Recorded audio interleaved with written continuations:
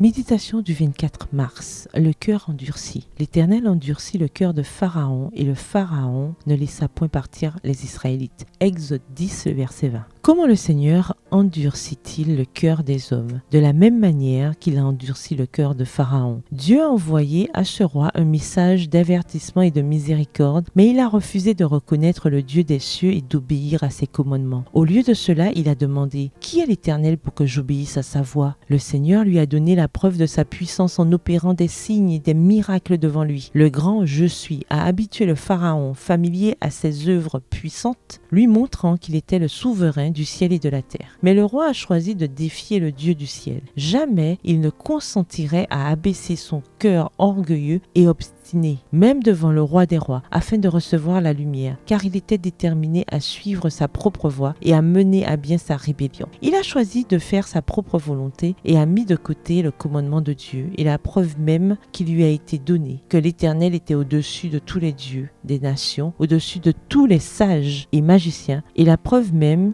qui lui a été donné que l'Éternel était au-dessus de tous les dieux des nations, au-dessus de tous les sages et magiciens, n'a servi qu'à aveugler son esprit et à endurcir son cœur. Si Pharaon avait accepté la preuve de la puissance de Dieu donnée dans le premier fléau, il aurait été épargné de tous les jugements qui ont suivi. Mais son entêtement appelait des manifestations encore plus grandes de la puissance de Dieu, et les plaies ont succédé aux plaies jusqu'à ce qu'il assiste à la mort de son premier-né et à ceux de sa parenté, tandis que les enfants d'Israël, qu'il considérait comme des esclaves, n'étaient pas touchés par ses plaies, ni par l'ange destructeur. Dieu a clairement montré qui jouissait de sa faveur, son peuple. Citation de la lettre 31 de 1891. Chaque épreuve supplémentaire de la puissance de Dieu à laquelle le monarque égyptien résistait le poussait à défier Dieu plus fort et de façon plus déterminée. Ce cas est une illustration claire du péché contre le Saint-Esprit. Ce qu'un homme aura semé, il le récoltera aussi. Galates 6, verset 7 dans la version seconde 21.